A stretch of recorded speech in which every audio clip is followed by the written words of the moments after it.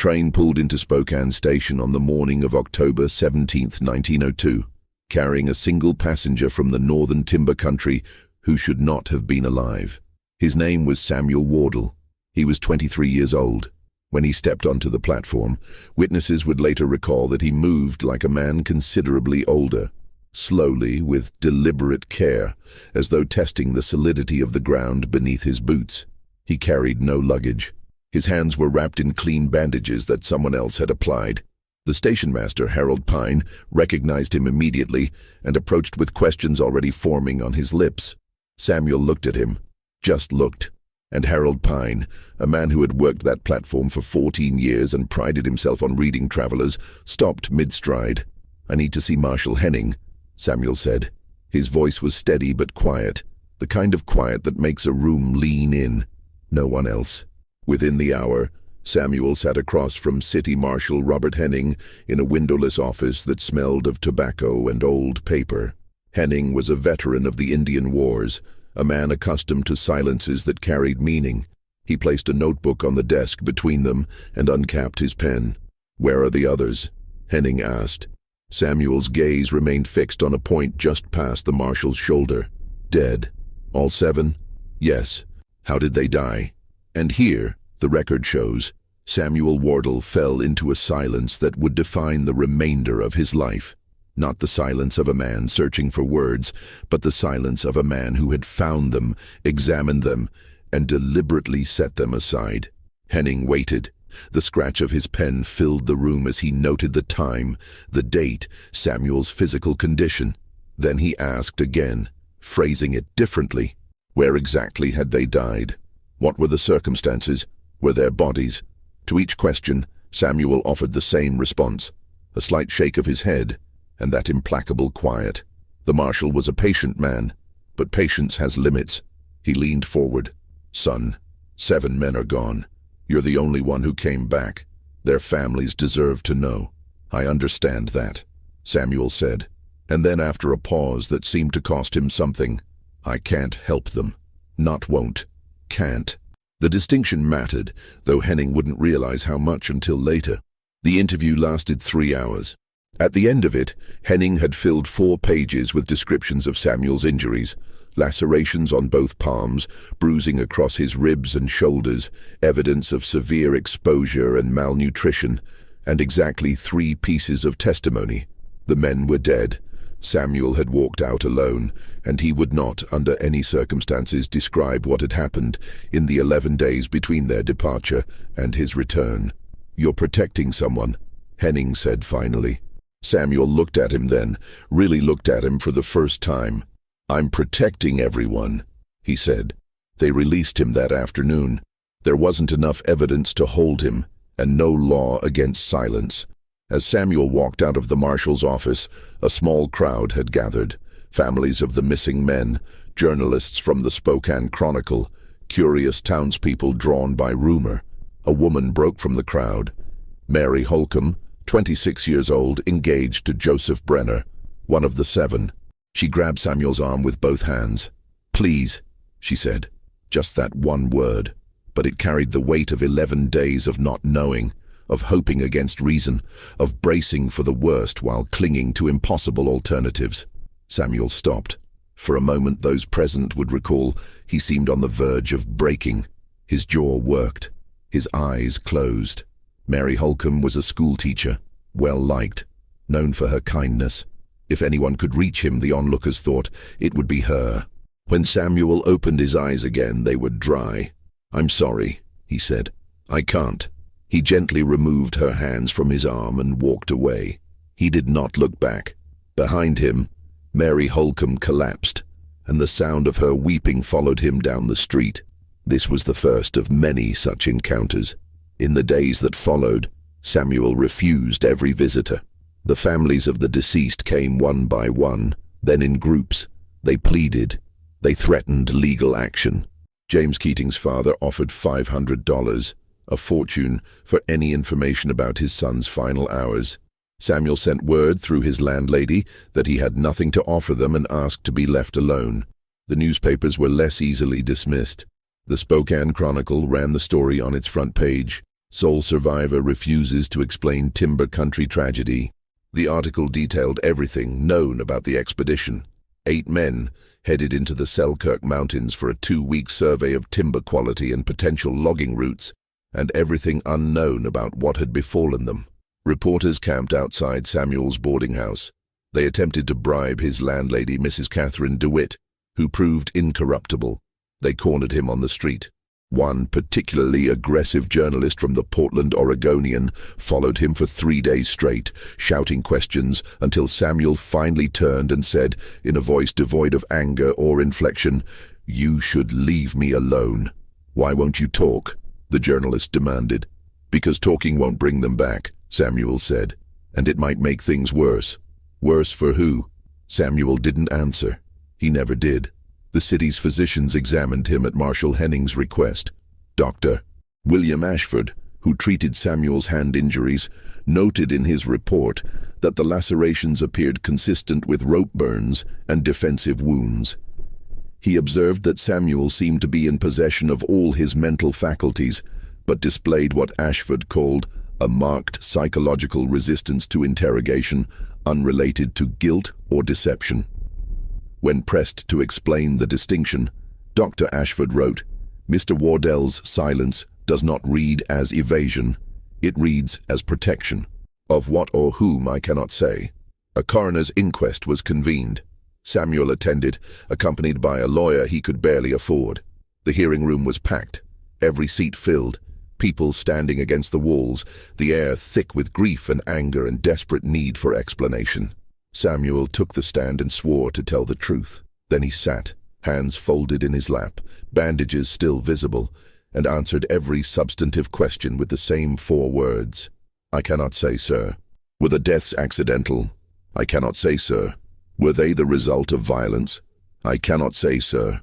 "Did Samuel himself bear responsibility?" "I cannot say, sir." The coroner, Amos Treadwell, was known for his sternness, but even he seemed rattled by the end of Samuel's testimony. "Mr. Wardell," he said, "you do understand that your silence suggests culpability?" "I understand that," Samuel replied, "but I'm still here. I came back. I reported the deaths. If I were guilty of murder, I could have stayed in the mountains and never returned." It was the longest statement he made during the entire proceeding. The inquest concluded with a finding of death by unknown means in the Selkirk mountain region. It satisfied no one. Legally, it changed nothing. The families were left with death certificates but no closure. The newspapers decried the verdict as a coward's refuge. And Samuel Wardell, the one who returned, settled into a silence that would outlast them all. He moved 3 times in the first year, seeking anonymity that Spokane could not provide. Finally, in the spring of 1903, he relocated to Missoula, Montana, where he took a job as a clerk in a hardware store. He kept his head down. He spoke only when spoken to. He attended church on Sundays but never joined the congregation for fellowship after the service. Those who knew him in Missoula would later describe him as polite, reliable, and profoundly alone. He made no friends. He kept no company. Once the store owner's daughter, a girl of 19 who fancied herself perceptive, asked him why he always seemed so sad. Samuel considered the question for a long time. Then he said, "I'm not sad. I'm careful." "Careful of what?" He didn't answer. To understand what Samuel Wardell protected with his silence, one must first understand what was lost. The expedition was organized by the Pacific Lumber Consortium, a mid-sized operation out of Coeur d'Alene with ambitions of expansion. The mountains northeast of Spokane held old-growth timber, Douglas fir, western red cedar, ponderosa pine, and whoever could map the most accessible stands would control a fortune in lumber contracts. 8 men were selected for the survey team. The selection process, documented in the consortium's records, prioritized experience and compatibility. These were not strangers thrown together by circumstance. They were men who knew each other, trusted each other, and in some cases had worked together for years. The crew chief was David Marsden, 42, a veteran surveyor who had mapped timber country from British Columbia to northern California. His field notebooks from previous expeditions reveal a meticulous, cautious man who planned for contingencies and maintained strict safety protocols. His wife, Eleanor, would later tell a journalist that David was incapable of recklessness. The journalist noted that she used the present tense, unable or unwilling to accept the past. David's second-in-command was Robert Chen, 34, one of the few Chinese-American surveyors working in the Pacific Northwest. Robert had been with the consortium for 8 years and was responsible for the expedition's topographical mapping. Letters to his brother in San Francisco reveal a man of quiet confidence and dry humor. In one letter, written 3 weeks before the expedition, Robert joked that he'd drawn the short straw by being assigned to travel with David's obsessive planning for 2 weeks. The letter ended with a postscript. "Don't worry. If Marsden's in charge, we'll all come back with frostbite from his excessive caution." The supply officer was Thomas Lynch, 29, a former Army quartermaster who had served in the Philippines. Thomas kept detailed inventories and was known for his ability to stretch provisions further than seemed possible. His sister kept his letters.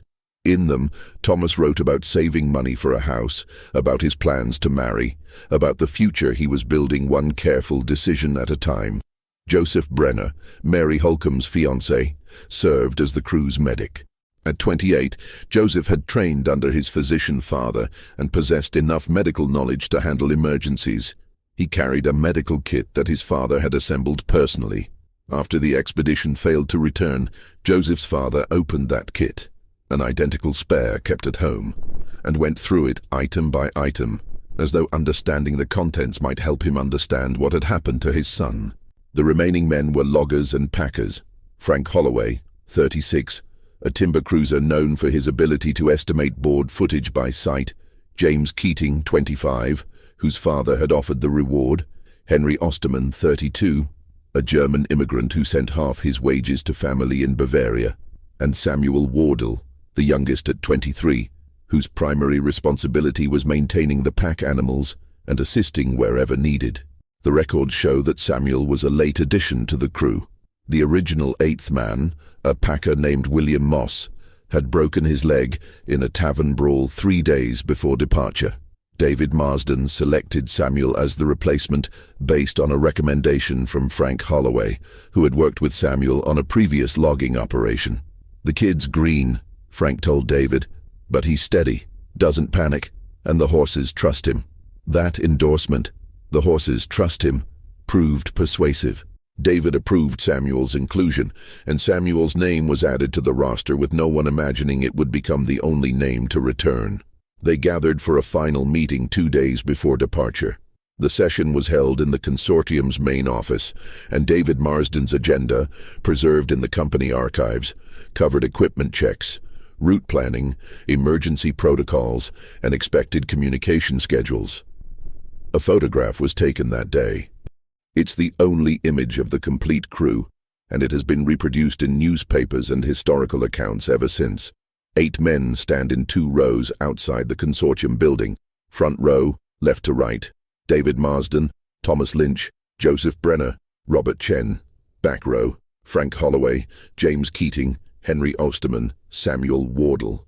The photograph is formal, as was the custom, but small details reveal personality. David stands with perfect posture, his hand resting on a surveying transit. Robert holds a rolled map, his expression serious but with the hint of a smile at the corners of his mouth. Thomas has his arms crossed, the only man in the photo not looking directly at the camera. His attention appears fixed on the horizon. Joseph stands beside him, relaxed, confident, and in the back row, Samuel. He's taller than the others realized, his youth evident in the softness still present in his face. His hands hang at his sides. He looks directly at the camera with an expression that later viewers would describe as open, earnest, unshadowed by any foreknowledge of what was coming. 23 years old. The horses trusted him. The final evening before departure, several crew members gathered at O'Malley's Tavern, a logging town establishment 3 blocks from the train station. Henry Osterman bought the first round. James Keating told a rambling story about getting lost in the Cascades that ended with him naked and covered in bee stings. Even David Marsden, usually reserved, relaxed enough to laugh. Samuel was there. The tavern owner, Patrick O'Malley, remembered him clearly when questioned later. Quiet kid. Nursed a single beer all night. Listened more than he talked. Seemed happy to be included. Joseph Brenner, sitting beside Samuel, spent much of the evening discussing his upcoming wedding. Mary had selected a date in December, he explained, after the expedition's return. He described the church, the guest list, his nervousness about the ceremony. At one point, according to O'Malley's recollection, Joseph turned to Samuel and said, "You'll come, won't you? To the wedding?" Samuel had smiled. O'Malley was certain of this detail and said he'd be honored. "I'll hold you to that," Joseph said, clapping Samuel on the shoulder. The evening ended around 10. The men dispersed to their homes and boarding houses with plans to meet at the train station at dawn. As they left, David Marsden called out to the group, "Get some sleep. We've got 2 weeks of work ahead, and I plan to bring everyone back intact." Frank Holloway shouted back, "You always do, boss." These were the last words most of them would speak in public. The morning of departure, October 4th, 1902, was cold and clear. Families came to see the men off. Eleanor Marsden brought her husband coffee in a thermos. Mary Holcomb arrived with Joseph's medical bag, which he'd accidentally left at her house. Robert Chen's landlady, Mrs. Hugh, pressed a package of almond cookies into his hands for the journey. Samuel arrived alone. He had no family in Spokane. His parents had died in a diphtheria outbreak when he was 17, and he'd been drifting between logging camps ever since. But Frank Holloway's wife, Martha, had packed extra sandwiches and handed them to Samuel with a warm smile. "Can't have you going hungry," she said. The supplies were loaded onto pack horses, 6 animals in total, carrying tents, survey equipment, food for 2 weeks, and emergency provisions. Samuel moved among them with quiet competence, adjusting loads, checking straps, calming a skittish mare. At 6:47 a.m., the train departed for Cheola, the closest rail access to their mountain destination. From there, they would travel by horse and foot into the Selkirks. The last person to see them board was a porter named Silas Grant. Years later, interviewed for a regional history project, Grant recalled the morning clearly. "They were in good spirits," he said. Mr. Marsden was checking his maps. Mr. Chen was making jokes. The young one, Wardell, was sitting by the window looking out at the mountains like he was trying to memorize them. "Did he seem worried?" the interviewer asked. "No," Grant said. "He seemed expectant, like something important was about to happen." The reconstruction of what happened in the Selkirk Mountains relies on fragments, a timeline assembled from railway records, weather reports, mail correspondence that arrived after the expedition's departure, and the testimony of 2 individuals who saw the crew during their final days. The train arrived in Cheola on schedule. A local outfitter, George Paulson, met the crew and provided additional supplies, rope, lamp oil, and oats for the horses. Paulson kept a ledger, meticulously maintained, that recorded the transaction. In the margin, he'd written a note. Marsden crew, 8 men, headed NE toward Salmo Pass. Weather clear, no concerns. They left Cheola on foot and horseback that same afternoon, October 4th. The trail they followed was a known route used by trappers and occasional prospectors. David Marsden had traveled it twice before. It was considered challenging, but not dangerous, provided conditions remained favorable. The expedition's communication plan called for David to send telegrams from the field whenever they passed through settlements with telegraph access. The first message was sent from a trading post called Boundary Camp on October 6th, 2 days into the journey. The telegram, preserved in Western Union archives, reads, "Position 12 miles north of Salmo Pass. Weather holding.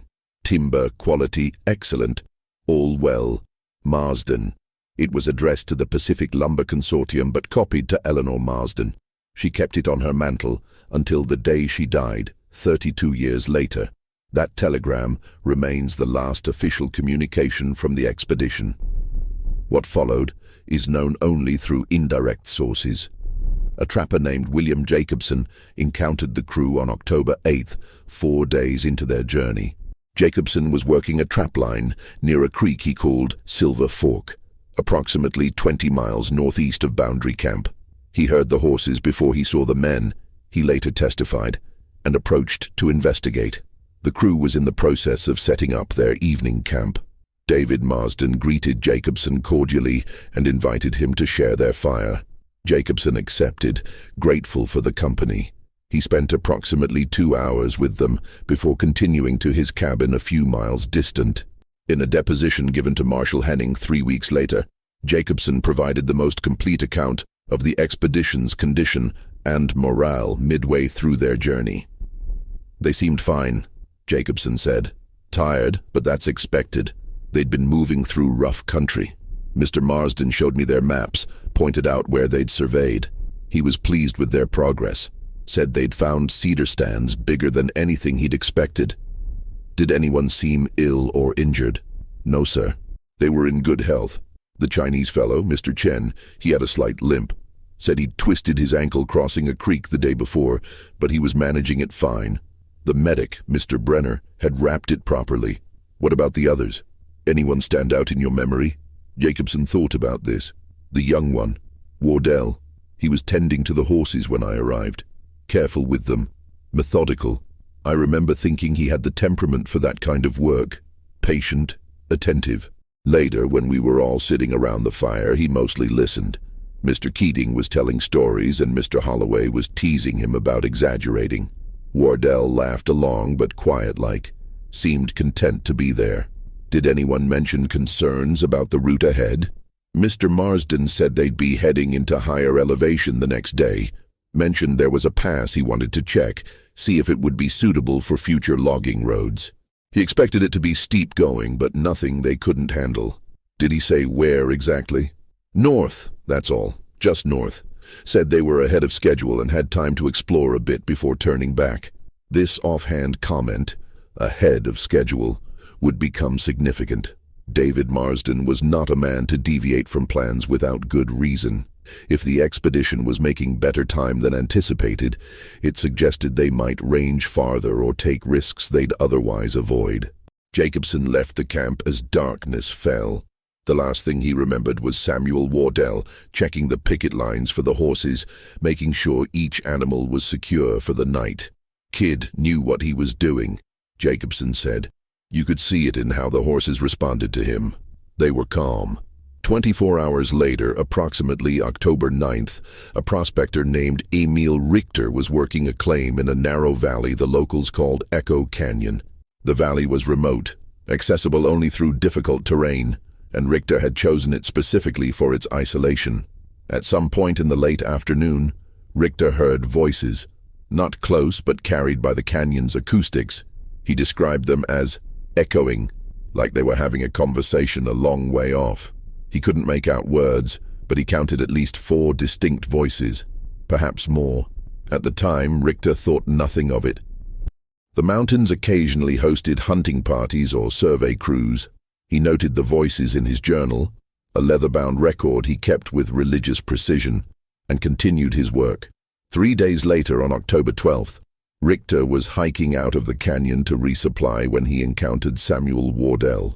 Richter's testimony about this meeting is the closest anyone came to learning what happened in the mountains. He repeated his account multiple times to Marshal Henning, to the coroner, to journalists, and the details never varied. Samuel was alone. He was on foot, moving downslope through heavy timber. He was not following any trail.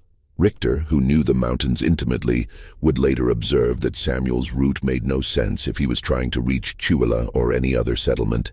He appeared to be heading southeast, toward even more remote country.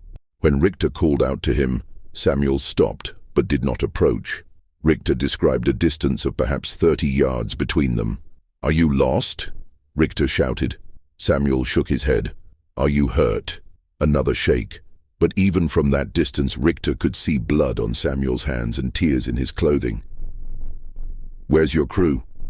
Samuel opened his mouth, closed it. Then, barely audible even in the canyon's acoustic clarity, "Gone." "Gone where?" No response. Richter took a step forward. Samuel took a step back. "Son, you need help.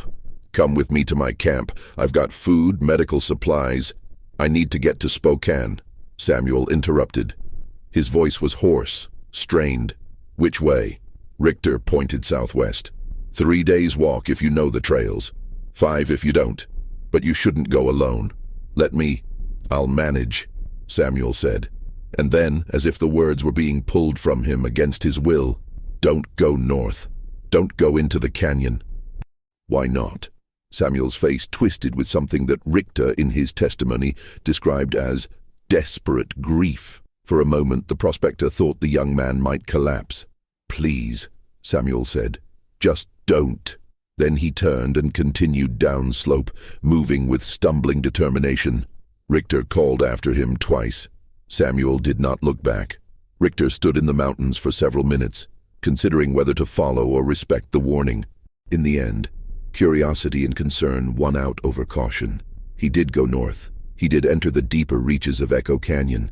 In his testimony, Richter's voice became quieter when he reached this part of the account. "I found their camp," he said, "or what was left of it." "Describe it."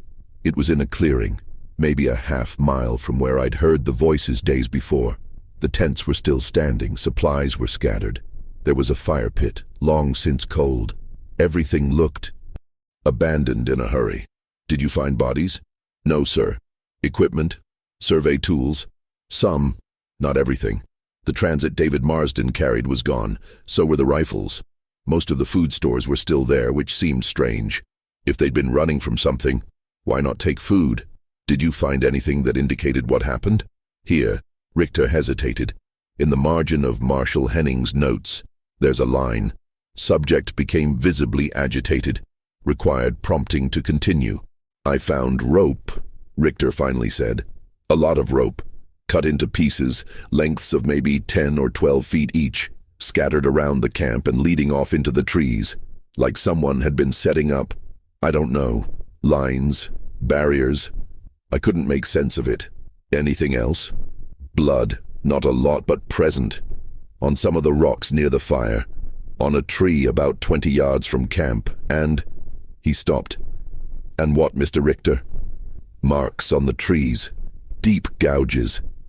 Like someone had been climbing them or trying to hold on, high up too, 10, 12 feet off the ground. I couldn't understand why anyone would do that." Richter spent 3 hours examining the site. He found no bodies, no messages, no clear explanation. Finally, as darkness approached, he retreated back down the mountain, deeply unsettled. He didn't report what he'd found immediately. He later explained this by saying he thought perhaps the crew had simply split up, that some accident had occurred, and they'd scattered to seek help. It wasn't until he reached Chula a week later and heard that the expedition was overdue that he understood the significance of what he'd witnessed. By then, Samuel Wardell had already walked into Spokane and refused to speak. When search parties finally ventured into Echo Canyon in late October, they found the campsite exactly as Richter had described it. They also found footprints, many sets, too confused and overlapping to track with any certainty. The prints led in multiple directions, into dense timber where the ground became too rocky to hold impressions. No bodies were ever recovered, no remains. No physical evidence of death beyond the blood Richter had noted, and the unmistakable signs that something had caused 8 men to abandon their camp with catastrophic urgency. The searches continued through November, until heavy snow made the mountains impassable. Families hired private trackers. The Pacific Lumber Consortium offered rewards. Every effort ended in the same baffling absence. No bodies, no answers, no closure. Only Samuel Wardell knew what had happened in that canyon. And Samuel Wardell had chosen silence as surely as other men choose words. The human need for narrative closure is not easily denied. When Samuel Wardell refused to provide it, the world constructed its own explanations. The first and most persistent theory was murder. Samuel, this version claimed, had killed his companions, perhaps in a dispute over money or in a fit of madness brought on by isolation. He'd hidden the bodies and concocted the story of their deaths to avoid prosecution. This theory had problems. The physical evidence contradicted it. Samuel's injuries were real and severe. Dr. Ashford's examination revealed bruising consistent with falls, lacerations that suggested desperate activity, signs of prolonged exposure. Moreover, as Marshal Henning repeatedly pointed out, a murderer would have fled, not walked directly into town and reported the deaths. But logic did little to quiet suspicion. 3 of the victims' families, the Marsdens, the Brenners, and the Keatings, retained a lawyer and demanded that Samuel be charged with murder. The prosecuting attorney, after reviewing the evidence, declined. There was no case, no bodies, no witnesses, no motive, and a defendant who had voluntarily surrendered himself to authorities. The family's lawyer, a combative man named Theodore Voss, went to the newspapers. "This man's silence is an admission of guilt," he declared in an interview with the Spokane Chronicle. "Innocent men talk. Innocent men want to help. Samuel Wardell is protecting himself, and 7 families are suffering for it." The article ran with a new photograph of Samuel, taken without his knowledge as he left his boarding house. In it, he's thin, haggard, his bandaged hands visible. The caption read, "Sole survivor or something worse." Public opinion turned harsh. Samuel received threatening letters. Someone threw a brick through the window of his room.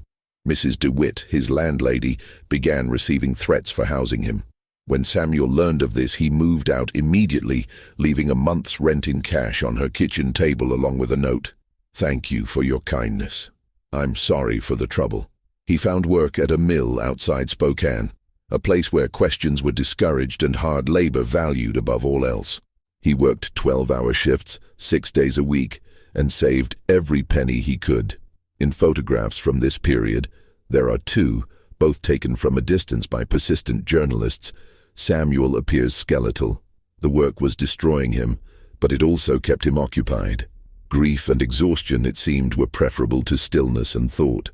The second major theory emerged from less credible sources but spread with equal vigor, that the crew had encountered something in the mountains.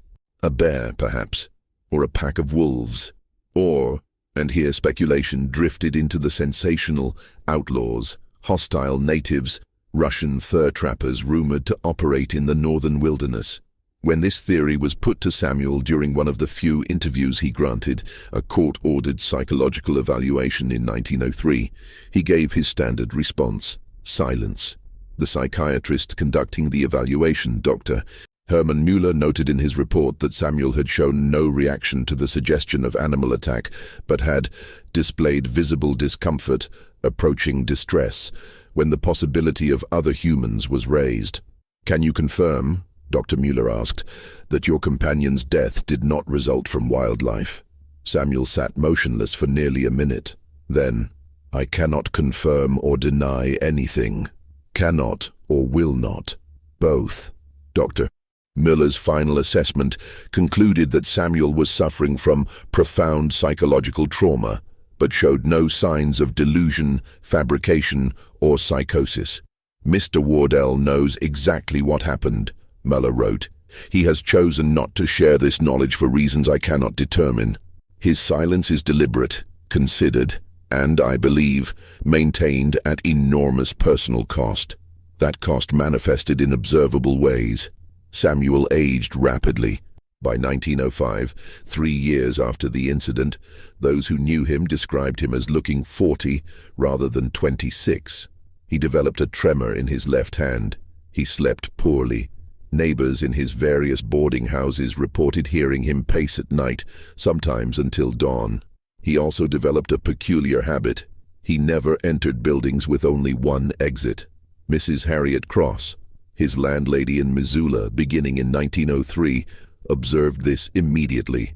He always checked for back doors, she recalled. Windows too.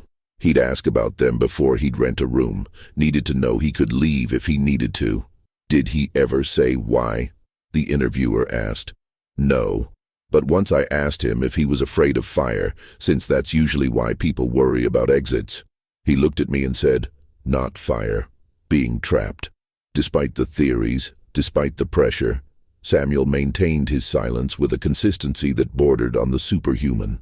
In the years following his return, he was approached by investigators, journalists, authors, and, most persistently, the families themselves. Mary Holcomb made multiple attempts.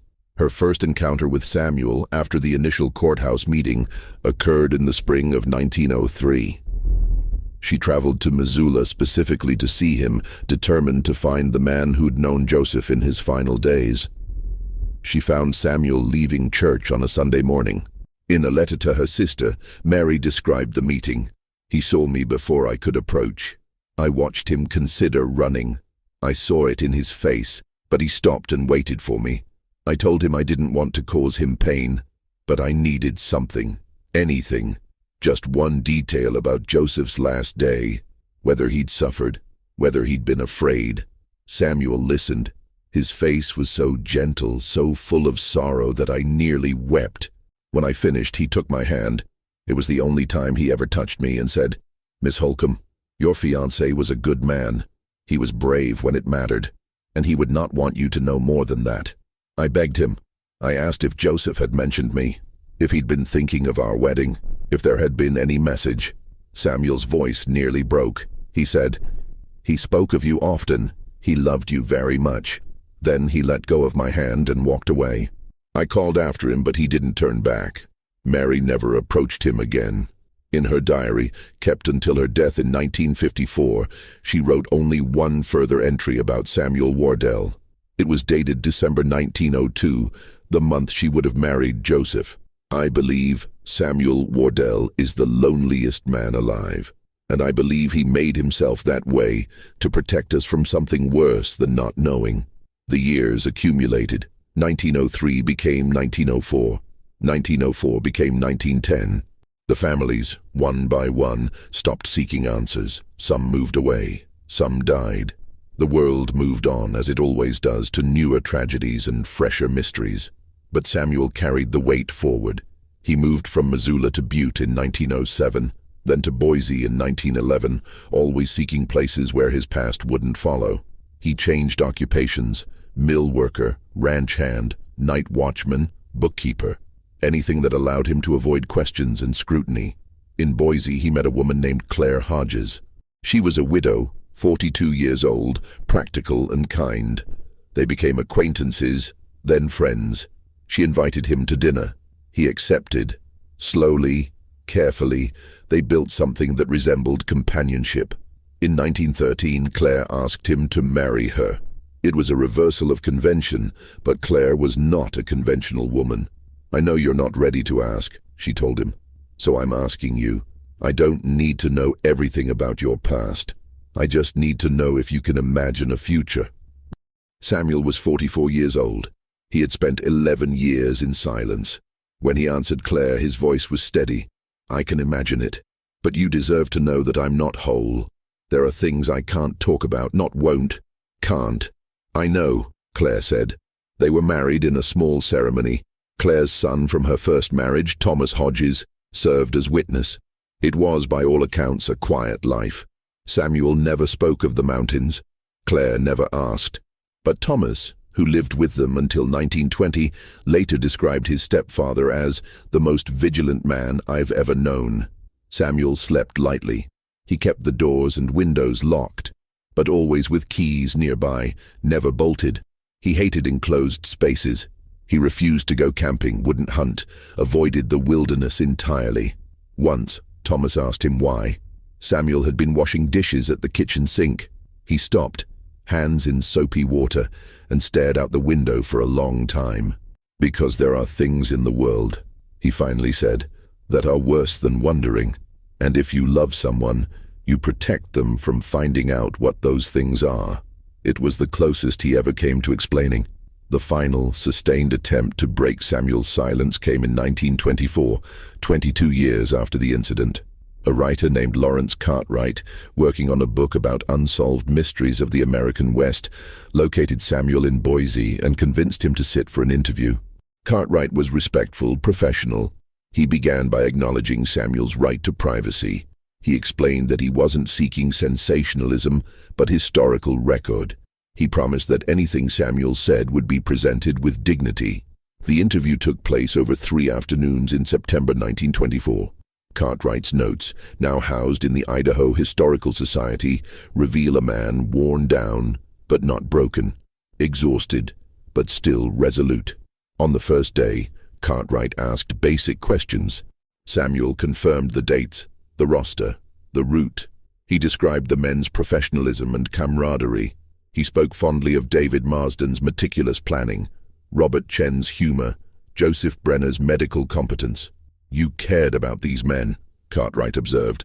"Very much," Samuel said. "Then why not honor their memory by telling their story?" Samuel's response is recorded verbatim in Cartwright's notes. "I honor their memory by keeping it to myself." On the second day, Cartwright pressed harder. He asked about the camp in Echo Canyon, about the rope, about the marks on the trees, about the blood. Samuel answered nothing. "Mr. Wardell, you've carried this for over 2 decades. Doesn't the weight of it hurt you?" "Every day," Samuel admitted. "Then share it. Let someone else carry it with you." Samuel shook his head. No one else should carry this. On the third and final day, Cartwright tried a different approach. He asked Samuel to imagine a scenario. What if one of the victim's children, now grown, came to him asking for the truth? What would Samuel say? Samuel thought about this for a long time. Finally, "I would tell them their father was brave. I would tell them he was loved.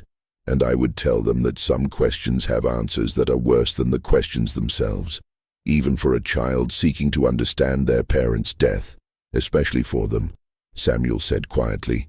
Cartwright made one final attempt. "Mr. Wardell, 7 men died. You lived. Don't you think the world deserves to know why?" Samuel looked at him with eyes that Cartwright later described as ancient and infinitely sad. "The world doesn't deserve anything," Samuel said, "and neither do I, but those men deserved better than I could give them. The only thing I can give them now is silence." The interview ended.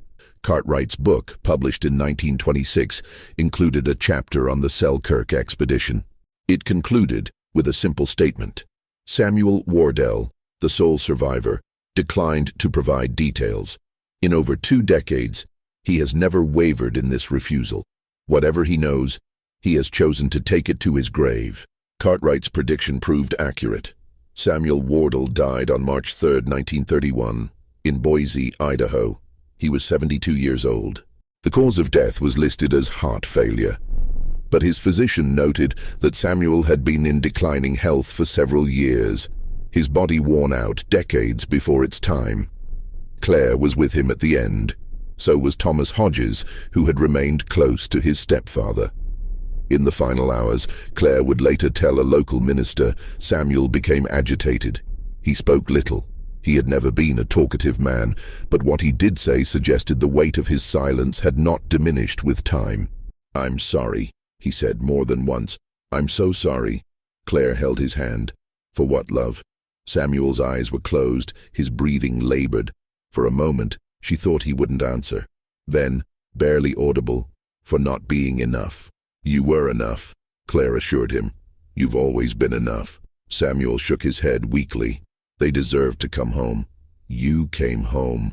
It should have been all of us." His voice cracked. "Or none of us." These were among his final coherent words. He slipped into unconsciousness shortly after and died 3 hours later as morning light filled the room. In his effects, Claire found a small leather notebook. It was old, carried for decades. The pages yellowed and brittle. She opened it carefully. Inside were names. Just names. 7 of them, written in Samuel's careful hand on the first page. David Marsden, Robert Chen, Thomas Lynch, Joseph Brenner, Frank Holloway, James Keating, Henry Osterman. Below the names, a single line. "I remember. I will always remember." The rest of the notebook was blank. Pages and pages of potential testimony, of explanation, of truth, all left empty. Claire considered destroying it. She knew Samuel had wanted his silence to survive him, but something stayed her hand. She placed the notebook in a safety deposit box along with Samuel's other personal papers and left instructions that it should be donated to the Idaho Historical Society upon her own death. It resides there still. In the decades since Samuel's death, Historians have attempted to solve the mystery of the Selkirk expedition through indirect means. The most comprehensive effort came in 1967, when a team from the University of Washington launched an archaeological survey of Echo Canyon. They relocated the original campsite using Richter's testimony and historical maps.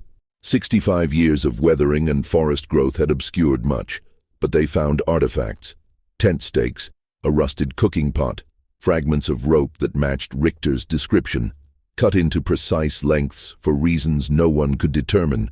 They also found bones. Not human bones, these were identified as elk, deer, and several smaller animals.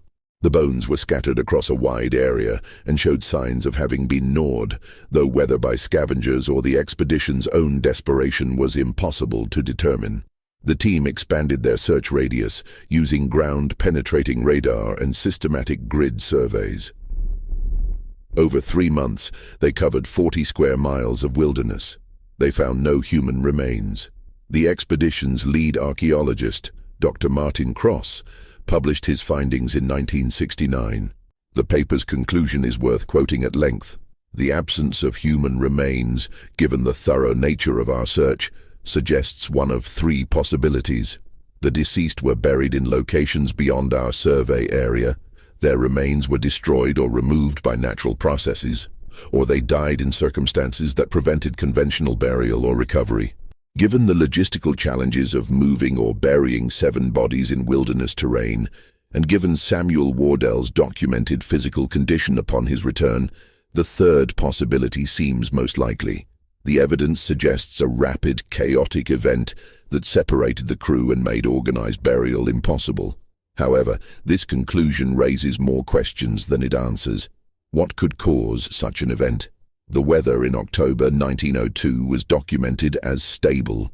There were no reports of avalanches, rockslides, or other natural disasters in the region.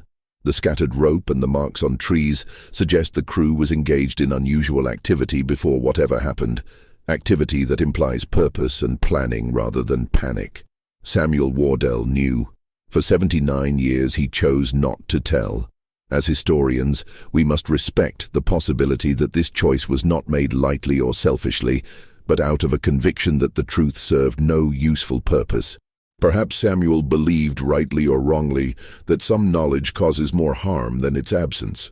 Dr. Cross's measured conclusion represents the current scholarly consensus. Samuel Wardell witnessed something in the Selkirk Mountains that he deemed too dangerous, too destructive, or too painful to share. Whether his assessment was accurate is unknowable. What is knowable, from the extensive documentary record, is the cost of his silence. Samuel lived 59 years after returning from the mountains. During that time, he held 23 different jobs, lived in 14 different towns, and was married for 18 years to a woman who accepted that parts of him would remain forever inaccessible. He was estranged from nearly everyone who had known him before October 1902. He made few friends and no confidants. He suffered from chronic insomnia, persistent anxiety, and what modern psychiatry would likely diagnose as post-traumatic stress disorder. Yet by all accounts, he was not a bitter man. Those who knew him in his later years, the customers at the hardware store where he clerked, the neighbors who borrowed his tools, the congregation members who sat near him at church, described him as courteous, helpful, and unexpectedly gentle. He was the kind of man, Mrs. Cross, his Missoula landlady, once said, who noticed when you were hurting and tried to help without making you explain why you hurt.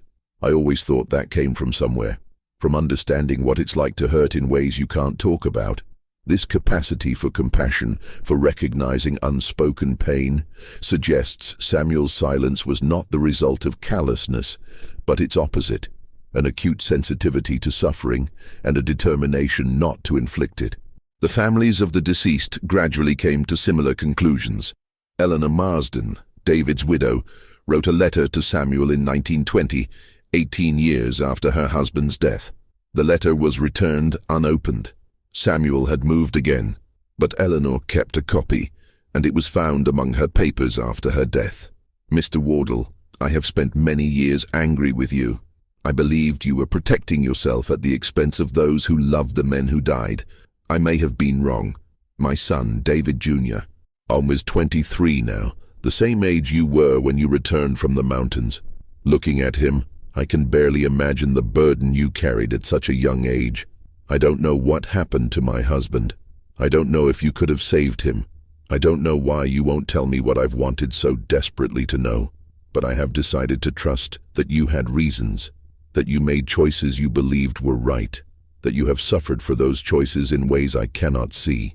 If you are still alive, if this letter reaches you, I want you to know I forgive you for the silence, for the not knowing, for coming home when David did not.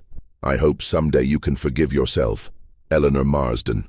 Whether Samuel ever read this letter is unknown. Whether he ever forgave himself is equally uncertain. The historical record ends in 1931 with Samuel's death, but the story's implications extend far beyond that date. In the centuries since the Selkirk expedition, variations of Samuel's silence have appeared in other contexts. Soldiers returning from war who cannot speak of what they've seen, survivors of disasters who refuse to describe their experiences, witnesses to violence who protect others by remaining mute. The common thread is this: sometimes silence is not evasion, but mercy. Sometimes not knowing is a gift rather than a deprivation. Sometimes the kindest thing a person can do is carry terrible knowledge alone rather than distribute it to those who love them. Samuel Wardell understood this.